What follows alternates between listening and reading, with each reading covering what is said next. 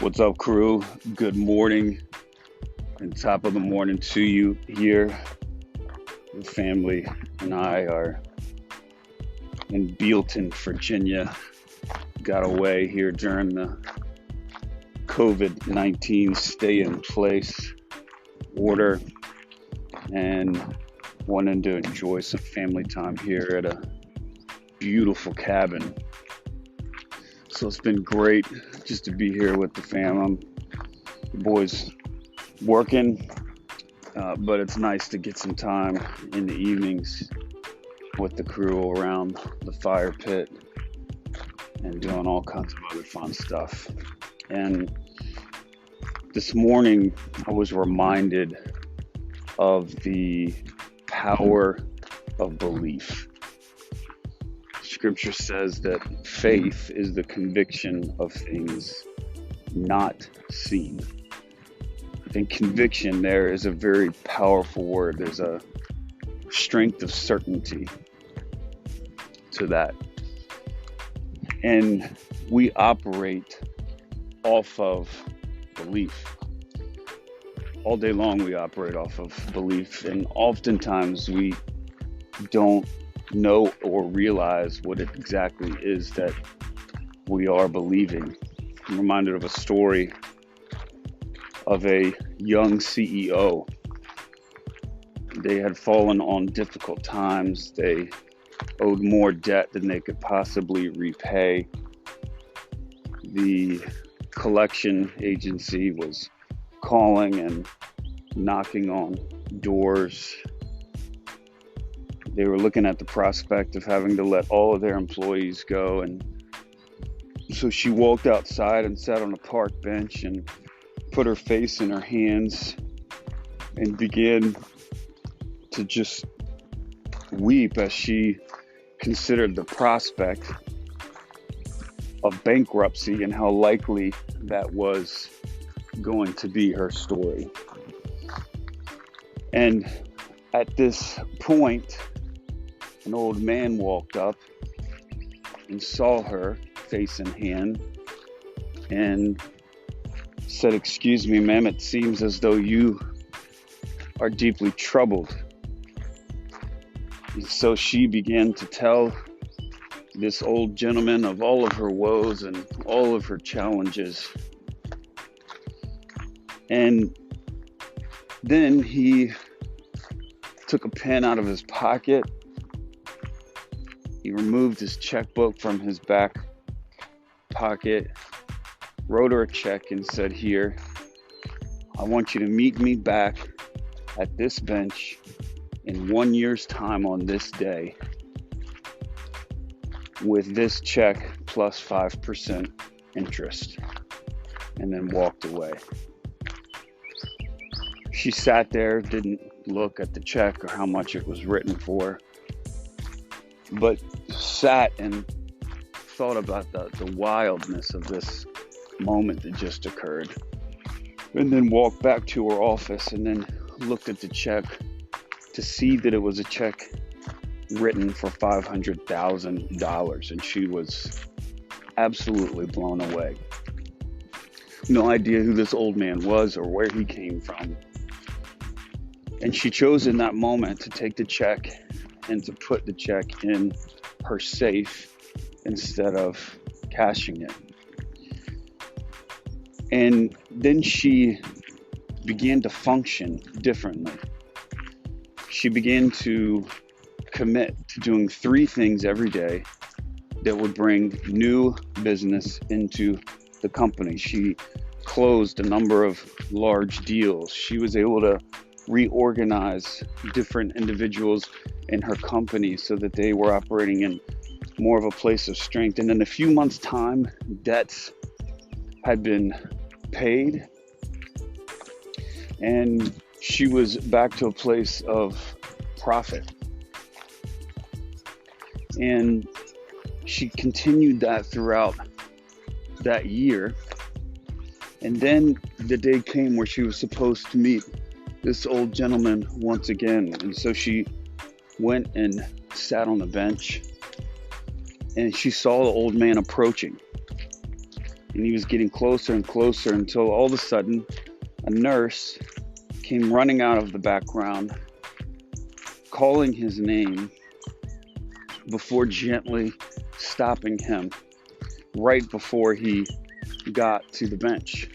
And the nurse said, "Forgive me, ma'am, he tends to get out from time to time and we have a hard time being able to find him, but we typically do find him here. He thinks that he's John D. Rockefeller. I'm sorry."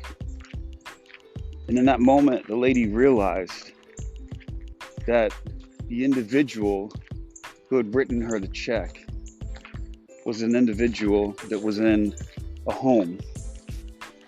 He wasn't John D. Rockefeller.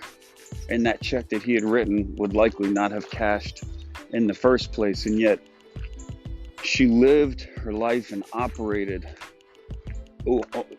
from the past year of this story that even if she needed help, she had it. And it opened up new doors of possibilities. It opened up new opportunities. It opened up new realities. But it was a story that she believed, and yet it was a story that wasn't true.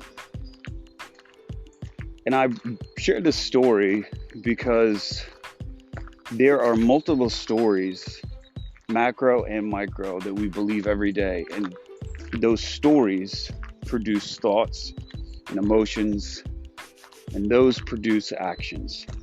In this case, with this young woman, she believed a story that she had $500,000 of reliable Plan B contingency funds that could save her even if she needed it.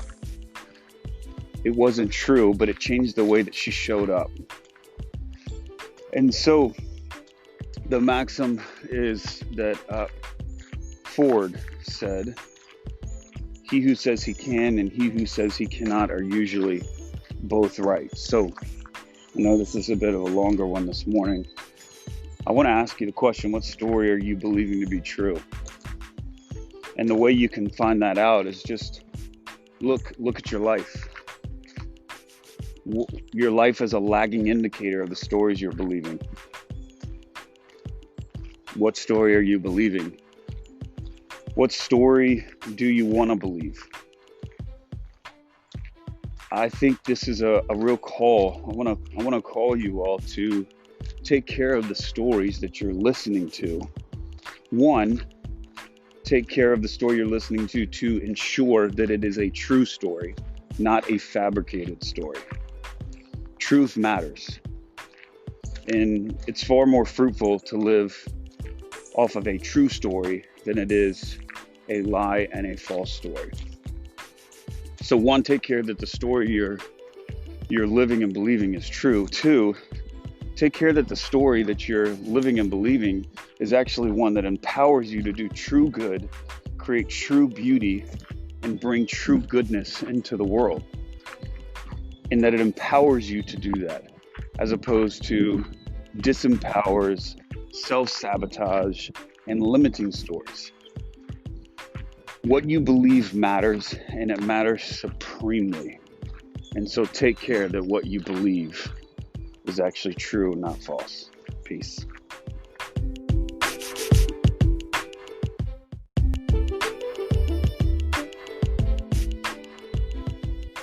What's up, crew? All right, we're continuing this series here on how to show up in uncertain times. And for all of my sales professionals, this one is for you. For all the hustlers, for all the gamers, for all the ballers, for all the guys and the girls that live their life playing offense, trying to run the score up, this one is for you. So if you are in sales, please listen to every word that I have to say this morning.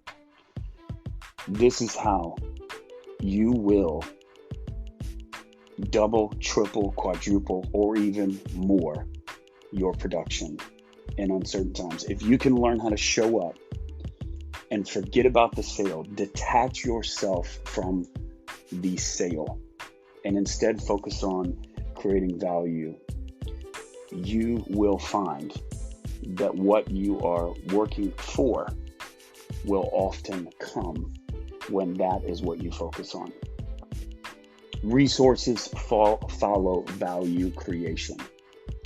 Resources are attracted by value creation. Most people don't like being sold to at the best of times.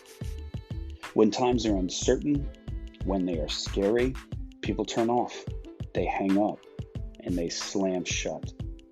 But what people want at all times, regardless of whether the market is good or bad, whether the times are uncertain or certain, is value creation. That is solutions that will eliminate their dangers, capture opportunities, and reinforce their strengths. And when we focus on providing these three solutions, eliminating dangers, capturing opportunities, and reinforcing people's strengths, guess what happens? Sales naturally follow.